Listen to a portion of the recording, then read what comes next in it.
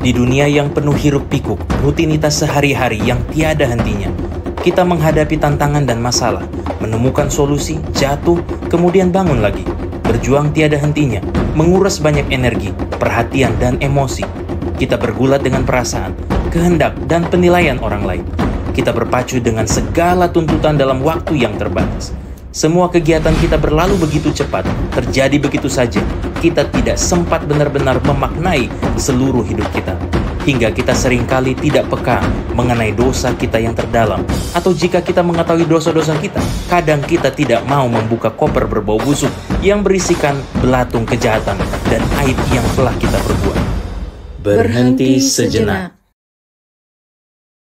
Len, Prapaskah mengajarkan kita untuk berhenti sejenak dan merenungkan hidup kita, menghentikan roda rutinitas dan memfokuskan hidup ke arah yang benar, merenungkan dan melihat kembali dosa-dosa yang mungkin sudah kita tinggalkan atau yang masih kita gumuli sampai saat ini.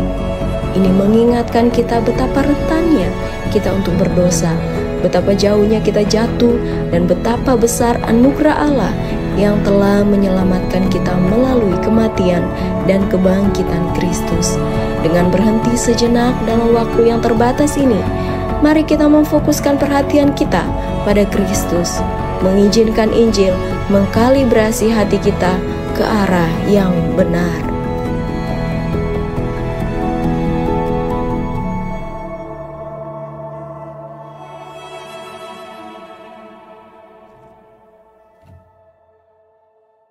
Senang bisa kembali berbagi ya pagi hari ini. Terima kasih buat teman-teman pengurus dan gembalanya yang mempercayakan saya untuk sharing firman Tuhan. Oke, kayaknya udah kenal ya. Siapa yang belum kenal saya? Asik ya, kayak sok penting banget gitu. Salam ya, saya namanya John Edward Manalu, bukan John Sepayung ya, saya John Edward Manalu ya, mirip-mirip kita. Sering ketukar kalau di ruang kerja. John, semuanya angkat tangan. Oke, saya staf di sini ya, salah satu staf di GSJA. Betul tulis, teman-teman kalau ada yang perlu konseling, boleh hubungi saya. Atau ada jiwa-jiwa baru yang mau dilayani, karena pelayanan saya khusus kepada penginjilan ya, jangkau jiwa-jiwa. Teman-teman ada yang mau sharing gimana bisa sharing firman Tuhan, menjangkau jiwa, boleh kita ngobrol bareng-bareng. Ya, teman-teman, hari ini kita mau belajar satu kisah yang sangat menarik di dalam Alkitab. Namun sebelum kita masuk ke dalam firman Tuhan, ada satu pertanyaan yang kita mau ajukan kepada diri kita masing-masing hari ini ya. Ada pertanyaan sepanjang masa yang terbaik.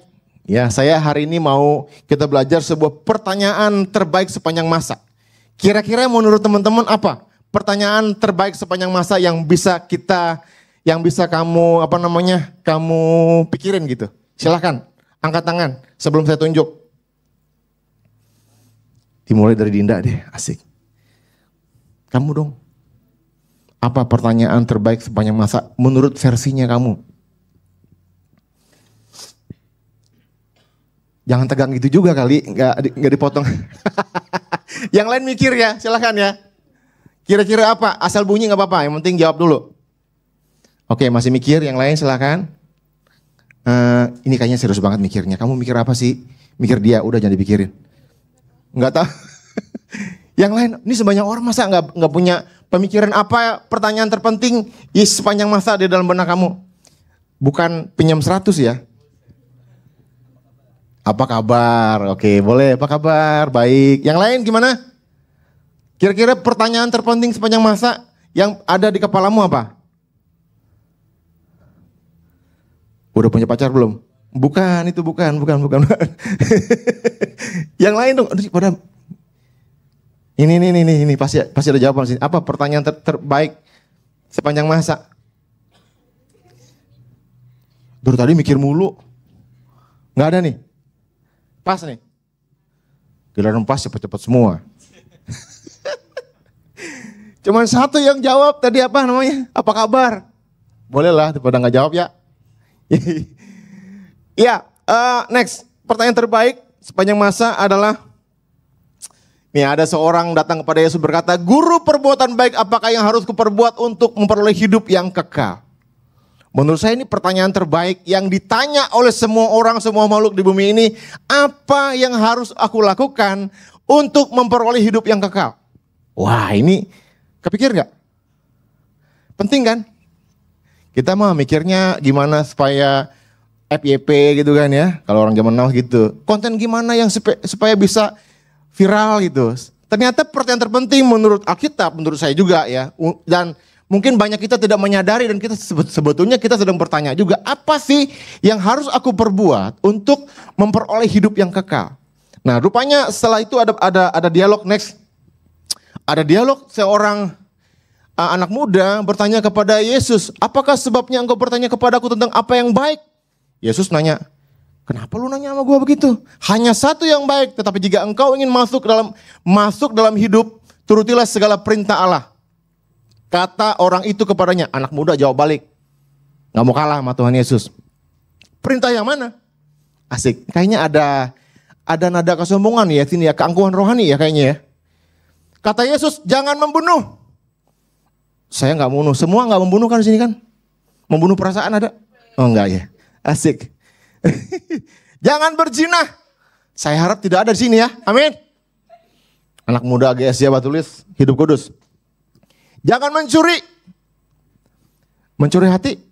Nah, iya, pasti ada pernah kan? Jangan mengucapkan saksi dusta. Kagak mungkin kagak. Semua pasti pernah bohong. Jujur aja. Ya kan? Nanti di screening sama Tuhan kalau bilang enggak. Hormatilah ayahmu dan ibumu. Dan kasihlah sesamamu manusia seperti dirimu sendiri. Nah ini untuk hormati ayahmu dan ibumu aja kita masih bergumul nih. Kadang-kadang kita masih kesel kan sama bokap nyokap kan.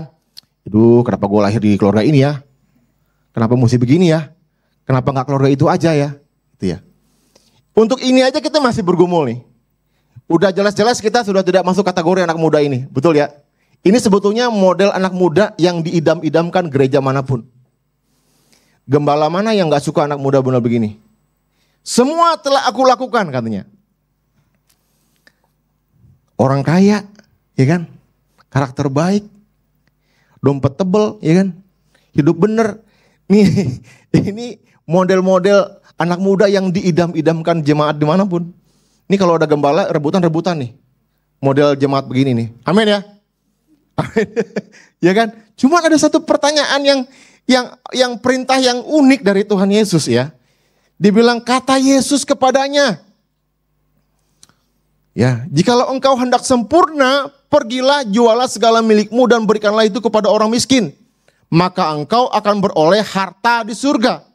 Kemudian datanglah kemari dan ikutlah aku. Nah ini Yesus ini agak lain emang. Beda sama saya kayaknya. Kalau saya, ayo mari sini. Jadi jemaat GSJ Batutulis. Kita akan bekerja sama-sama. Saya perlu duitmu untuk pelayanan. Ya kan? Normal kan begitu kan? Bener gak? Saya perlu supportmu. Saya perlu rekening-rekeningmu. Mengalir ke dalam saldo GSJ Batutulis. Supaya misi di GSJ Batutulis bisa berjalan. Kayaknya rohani. Kayaknya bener. Tapi pertanyaan Yesus aneh nih. Dibilang jualah segala harta milikmu, bagikan kepada orang miskin, dan kamu akan beroleh harta di surga. Dan datanglah kemari dan ikutlah aku. Ketika orang muda itu mendengar perkataan itu, pergilah ia dengan sedih sebab banyak hartanya. Yesus berkata kepada murid-muridnya, aku berkata kepadamu sesungguhnya sukar sekali bagi seorang kaya untuk masuk dalam kerajaan Allah. Sekali lagi aku berkata kepadamu, lebih mudah seekor unta masuk lubang jarum daripada orang kaya masuk dalam kerajaan Allah. Mari kita menjadi miskin. Enggak ya? Betul? Kan orang kaya susah masuk surga katanya. Bener dong? Salah apa salah? Salah ya? Gak ada yang berani bilang salah kan? Tapi di hati, kok gitu ya Tuhan? Kok aneh Yesus ya? Masa orang kaya gak boleh masuk surga? Gimana dong gue yang udah kaya, terlanjur kaya ini? Asik. Ya kan? Gimana dong caranya? Ternyata teman-teman, ya ada dua hal yang menghalangi anak muda ini bisa memperoleh yang namanya hidup kekal. Yang pertama, ya dia merasa dirinya udah cukup benar. Sudah cukup untuk memiliki apa yang namanya hidup kekal. Ini menjadi momok bagi setiap manusia. Manusia berupaya dengan segala cara bisa menghampiri Tuhan. Manusia berupaya dengan segala cara bisa datang kepada Tuhan dan berharap Apa yang telah diperbuatnya itu cukup untuk memuaskan keadilan Tuhan. Untuk memuaskan kebenaran Tuhan. Untuk memuaskan kekudusan Tuhan. Betul ya? Kita juga kadang-kadang ke gereja kan begitu. Supaya saya diberkati. Supaya saya lebih berlimpah-limpah berkat Tuhan. Betul apa betul? Padahal kan gak gitu konsepnya.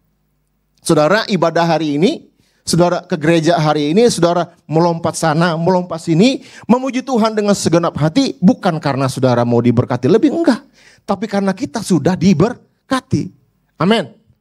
Nah, semua respon kita tadi itu, gerak kita tuh, pujian kita, air mata kita, ekspresi kita, itu karena kita sudah beroleh berkat dalam Kristus. Itu yang mesti teman-teman pahami. Jangan kita berpikir bahwa waktu kita ke gereja ini supaya Tuhan lebih mengasihi kita. Enggak. Tuhan sudah sangat mengasihi kita. Alkitab mengatakan ketika kita bahkan masih berdosa. Amin. Kasih Tuhan cukup buat kita teman-teman. Enggak kurang, enggak lebih. Cukup. Sampai hari ini pun Tuhan masih mengasihi kita apa adanya.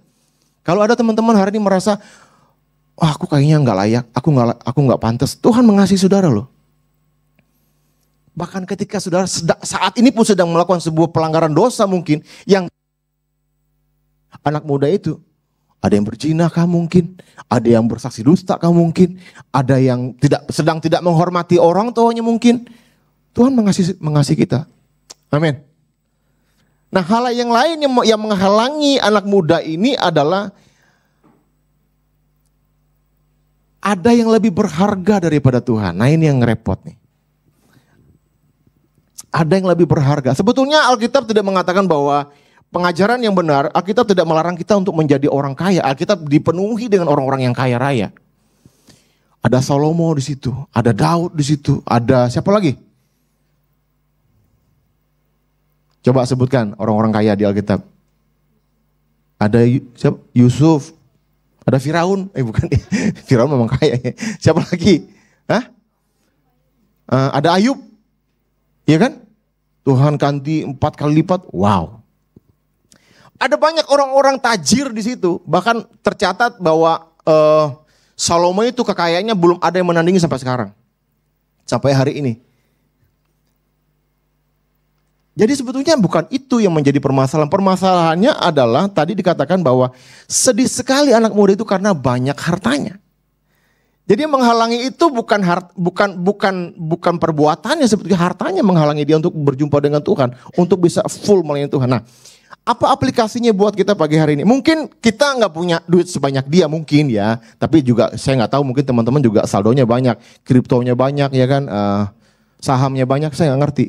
Tapi apakah yang menjadi penghalangmu untuk bisa mengikut Tuhan? Mungkin studimu, mungkin game-mu, ya kan? Ayo, mabar yuk, ibadahnya ditinggalin. Atau kekasihmu, atau apa aja yang menjadi sesuatu yang menghalangi saudara untuk bisa mengikut Tuhan dengan sempurna. Nah, yang menarik di situ adalah kenyataannya adalah bahwa tidak ada seorang pun di muka bumi ini yang bisa layak kepada Tuhan karena perbuatan baiknya.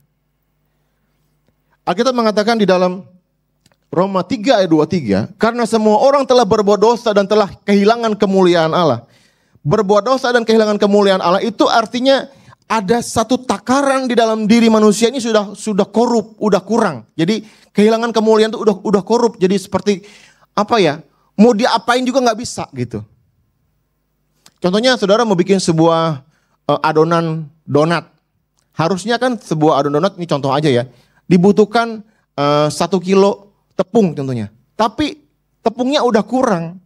Tinggal 900 aja atau 9,999 itu kurang. Dan itu tidak akan bisa membuat sebuah donat. Contohnya seperti itu. Dalam diri kita ini udah korup. Maka Alkitab mengatakan dengan sangat jelas bahwa di dalam Yesaya 64 ayat 6 mengatakan, next. Seperti orang najis dan segala kesalahan kami seperti kain kotor.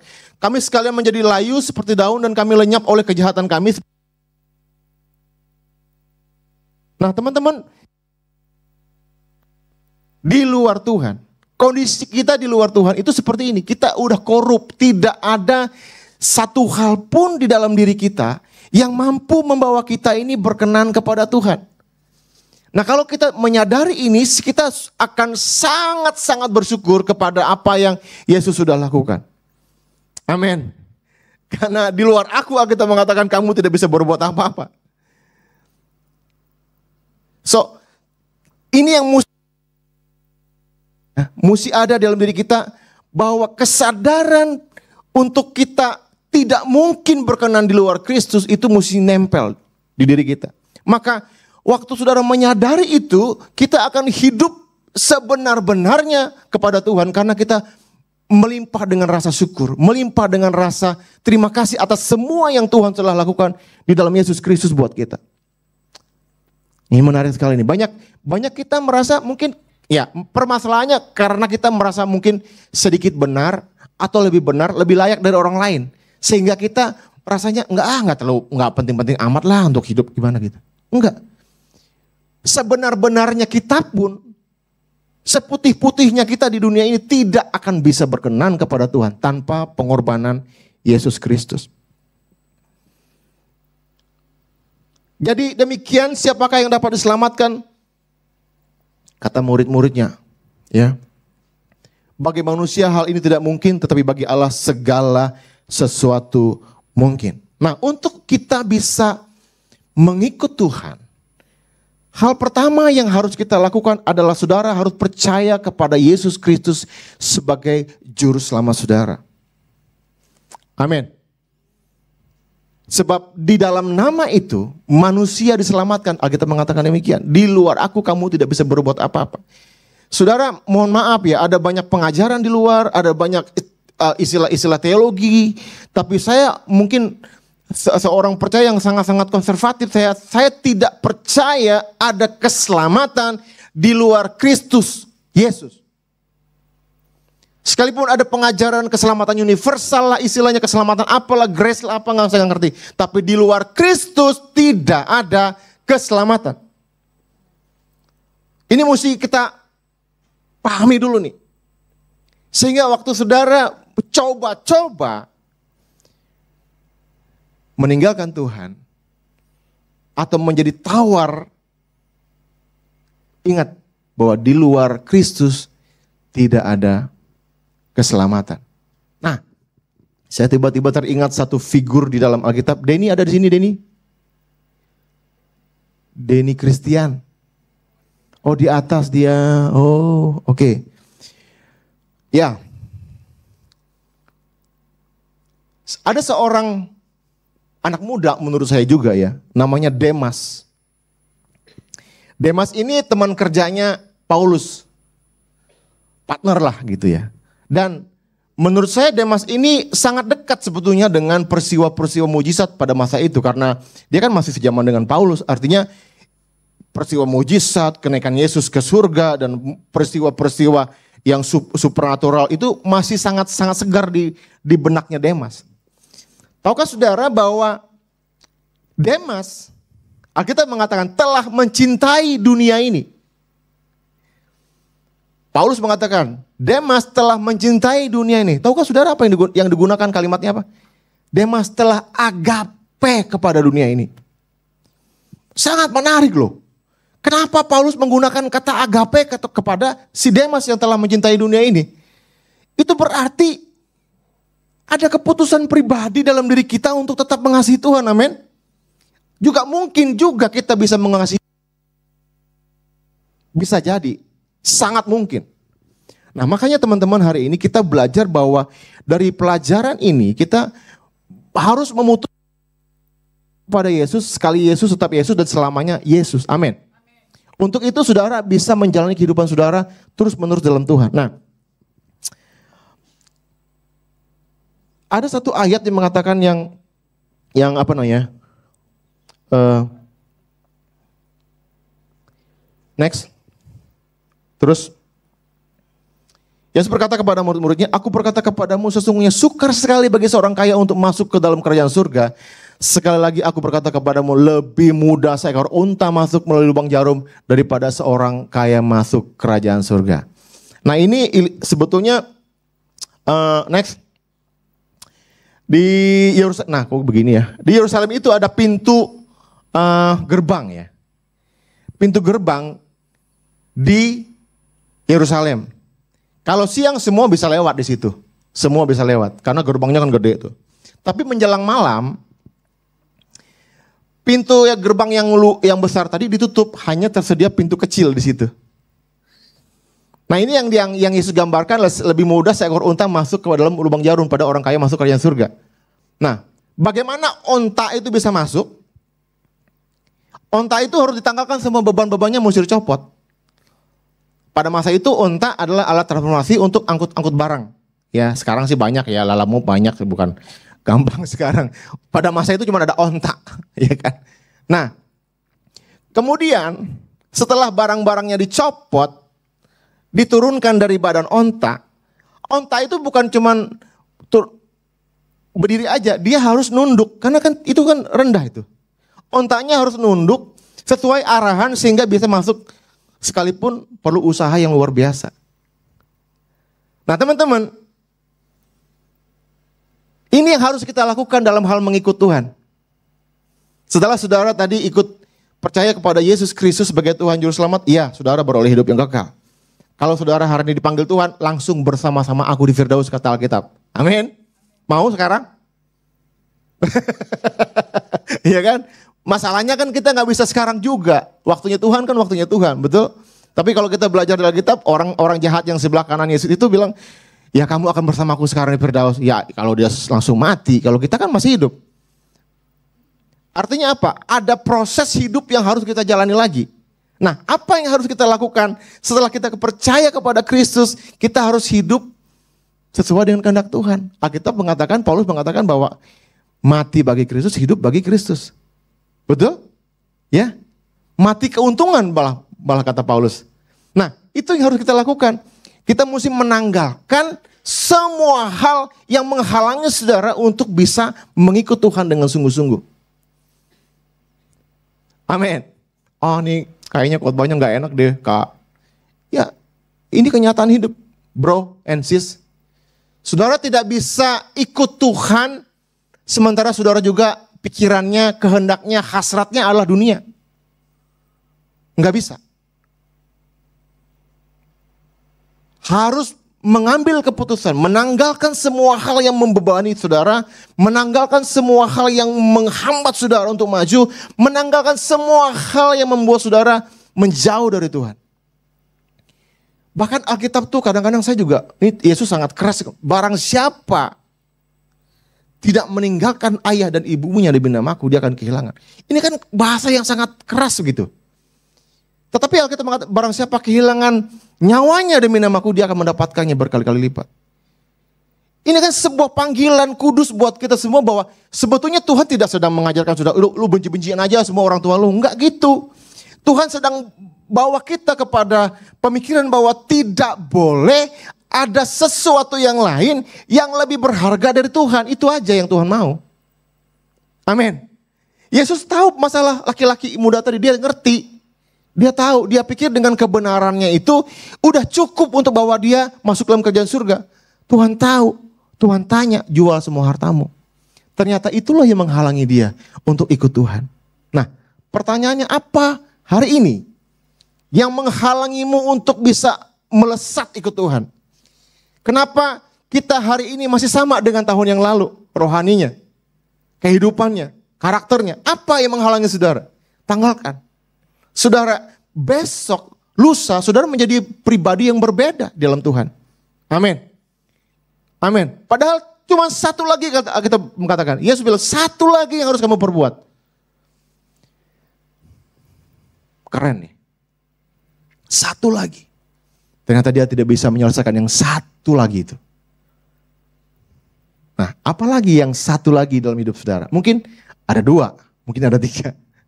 Buat saya mungkin ada 4 yang harus saya tanggalkan. Ada 5 mungkin. Ya, nggak ada pilihan. Kita harus tanggalkan di dalam Tuhan. Nah, Paulus memberikan contoh yang luar biasa ya. Next.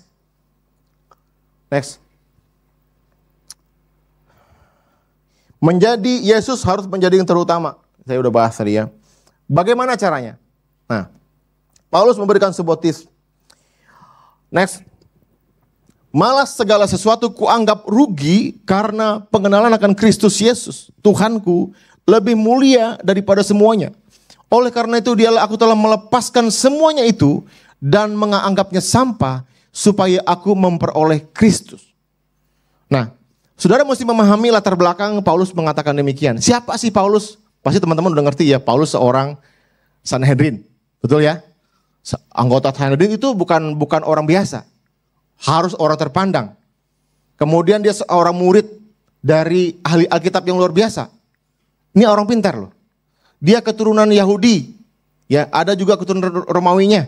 Jadi Paulus ini waktu dia ngomong ini bukan sembarang ngomong. Mungkin kalau kita tarik ke sini, mungkin dia seorang anggota DPR atau MPR. Mungkin dia juga seorang dekan sebuah kampus terkenal di Indonesia, ya anggaplah UI atau segala macam. Dia orang terpandang, kalau saudara sebut namanya, orang akan tahu siapa ini Paulus. Secara dia adalah penganiaya jemaat nomor 1. Pembunuh nomor 1 nih. Saudara kalau sebut John Edward Manalu di Jakarta, kagak ada yang kenal. Siapa itu si Manalu? Ya kan? Tapi kalau nyebut Paulus pada masa itu, tahu semua orang. Si Paulus ya, yang bunuh-bunuhin orang percaya. Nah itu, si Paulus tuh. Oh si Paulus ya, si anggota Sanhedrin. Oh si Paulus ya, yang paling hafal Alkitab, perjanjian lama, perjanjian baru, dia hafal tuh. Belum, waktu itu belum ada perjanjian baru. Saking semangatnya khotbah sampai salah tuh. Langsung lihat, yes, langsung protes. Ya, ini orang pandai banget, orang pinter loh. Tapi apa yang dikatakan Paulus, semua itu kuanggap rugi karena pengenalan Kristus Yesus, Tuhanku lebih mulia dari semuanya. Oleh karena dialah, karena siapa? Oleh karena dialah. Dialah ini menunjuk kepada apa? Menunjuk kepada apa yang Yesus sudah lakukan di kayu salib. Oleh karena Yesus sudah mati di kayu salib, menebus dosa-dosaku, mengampuni aku, maka Paulus mengatakan apa? Aku telah melepaskan semuanya, melepaskan semua yang penting-penting tadi tuh. Semua yang penting buat Paulus dilepaskan semuanya, bahkan dan menganggapnya sampah. Nah ini yang menarik nih. Bahasa aslinya sampah. Bukan sampah kresek yang di pinggir depan. Bukan. Bukan sampah-sampah yang waktu nulis surat cinta tuh salah tulis terus diremek-remek dibuang. Bukan itu. Ya, bukan itu. Bukan surat tagihan kartu kredit terus di unyak-unyak buang ke tong sampah. Bukan itu. Kata sampah di situ menunjuk kepada tinja. Kotoran manusia. Bahasa aslinya skoladon. Sampai segitunya Paulus menganggap semua yang begitu penting. Sorry ya, maaf nih, ditai-taiin sama dia loh. Kenapa? Karena Kristus jauh lebih berharga. Amin ya. Nah, bisakah kita punya pikiran seperti Paulus? Saya sedang berusaha. Saya sedang bergumul. Banyak hal juga, hal-hal penting dalam diri saya yang harus saya tanggalkan. Nah teman-teman gimana? Maukah kita menjadi seperti Paulus? Amin. Saya percaya proses Tuhan ya. Tuhan juga tidak akan meminta saudara serta-merta meninggalkan. Tapi kerinduan yang ada dalam diri saudara, itu Tuhan akan pakai. Kerinduan yang ada dalam hati kita, itu Tuhan akan tolong, Tuhan akan urapi. Sehingga itu akan berbuah menjadi sebuah tindakan kebenaran. Dan Tuhan akan menolong kita. Menjadi figur-figur, menjadi pribadi-pribadi yang menomorsatukan Tuhan. Saudaraku, teman-teman semua, hari ini ada banyak hal-hal yang bisa membawa saudara jauh dari Tuhan. Amin. Saudara dengar firman begini mungkin sekali seminggu. Tapi saudara dengar hal-hal yang lain dari media sosial setiap hari, setiap detik, setiap saat. Ya kan? Tapi it's okay. Hari ini saya ajak kita memutuskan. Ya. Kalau ada yang belum percaya Tuhan, sungguh-sungguh percayalah. Amin. Jangan ragu-ragu lagi, jangan entar-entar lagi, jangan besok-besok lagi. Dan seketika saudara sudah percaya kepada Yesus, memberi hidup saudara kepada Tuhan, lakukan ini. Tanggalkan semua beban yang membawa saudara bisa melesat jauh bersama dengan Tuhan. Amin. Apa yang menjadi pemikiran saudara? Apa yang menjadi penghalang saudara untuk ikut Tuhan dengan sungguh-sungguh? Nah, ada beberapa hal kita mesti pahami di sini ya.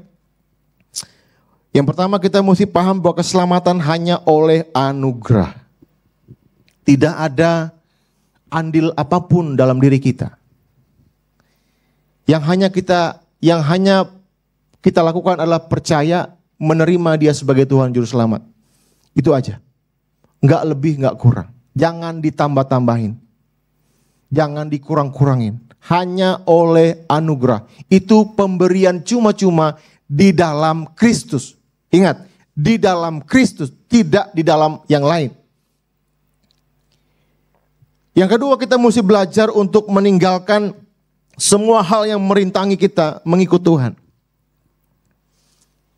Tanggalkan. Kesenangan-kesenangan kita, hobi-hobi kita mungkin. Kegiatan-kegiatan tersembunyi yang hanya Anda dan Tuhan yang tahu, tinggalkan. Amin. Kemudian jadikanlah Yesus Kristus yang terutama dalam hidup kita. Jadikan Dia satu-satunya alasan untuk kamu ada di muka bumi ini. Ini bukan panggilan untuk semua kita jadi pendeta ya, enggak juga. Tapi kenapa kamu ada di kantor? Kenapa kamu ada di marketplace? Kenapa kamu melakukan A, B, C, D, E, F, G? Hanya karena Tuhan, itu aja maksudnya. Amin. Jangan lupa, Demas bisa mengasihi dunia ini dengan kata agape loh. Padahal dia sama-sama dengan Paulus. Pelayanan dengan Paulus. Melakukan mujizat bersama-sama dengan Paulus. Dia bisa mencintai dunia ini. So, kalau Demas aja bisa, ya kita juga kemungkinan besar sangat bisa. Amin. Godaan setiap hari akan datang. Godaan setiap saat akan datang menghampiri hidup kita. Ada satu, saya udah cerita beberapa kali ya teman-teman.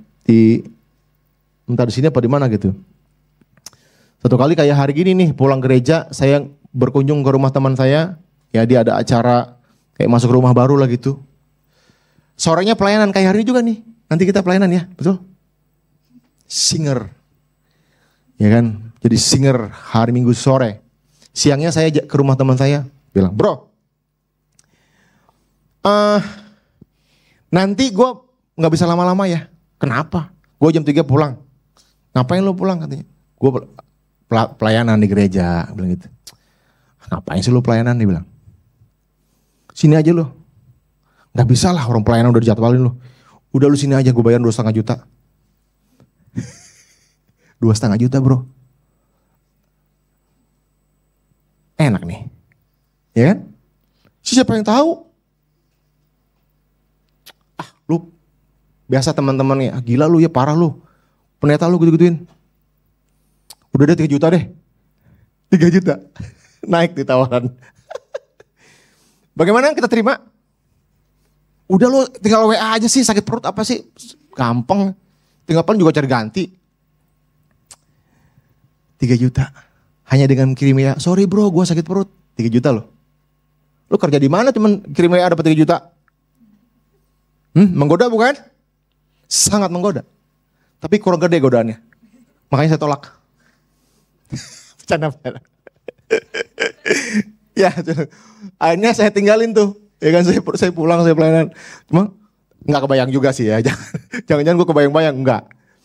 Ya, itu hal-hal yang terjadi hari-hari loh. Teman-teman. Godaanmu beda sama saya mungkin. Atau mungkin godaannya kurang gede aja. Mungkin kalau 10 juta mungkin saya hilap kali Demas, kayak Demas kan. Atau 100 juta, langsung saya, gue langsung. Bisa jadi ini kan godaan-godaan bisa datangnya random kan, macam-macam. Nah saudara godaannya apa? Dek, besok aku gereja dek. Janganlah kita jalan-jalannya ke mall. Godaanmu itu. Iya kan?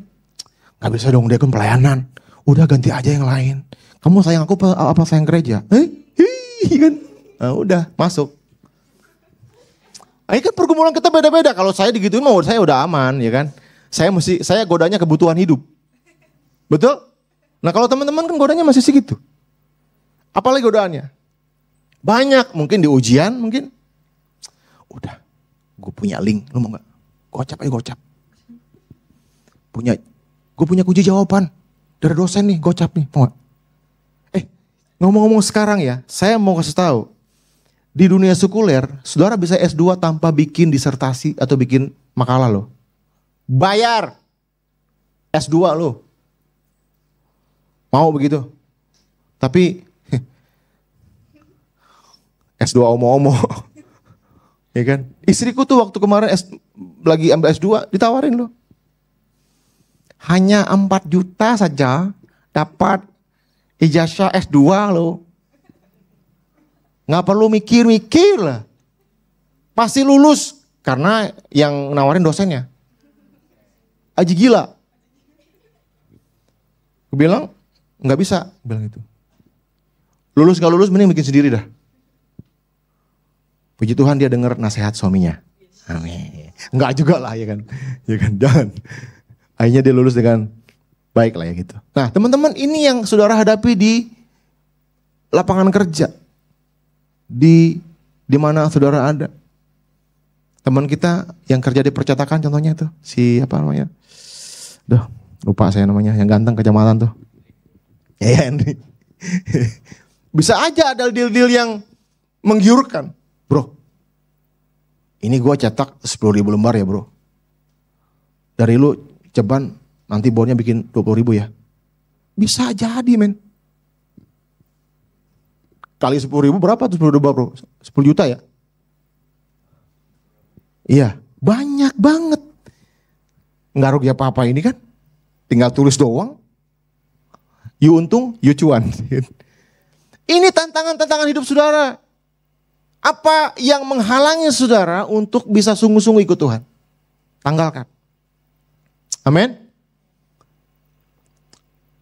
Saya percaya bahwa Tuhan itu sangat menantikan kita untuk menghampiri Dia dengan kesungguhan hati. Ya, Dia sangat menantikan setiap kita yang ada hari ini untuk bisa mencapai satu rencana Tuhan yang sempurna dalam hidupnya. Tuhan itu rancangannya sempurna buat kita semua. Tuhan tidak pernah merancang-rancangkan yang buruk atas setiap kita. Amin. Dia menanti-nantikan saudara untuk menjadi pribadi yang Tuhan kehendaki itu. Versinya Tuhan, tergenapi. Tapi perlu ada kerjasama antara Roh Kudus dan kita. Roh Kudus akan mengisapkan saudara akan kebenaran, akan firman. Respon kita menentukan. Amin. Amin. Mari kita respon firman Tuhan. Haleluya Yesus Tuhan.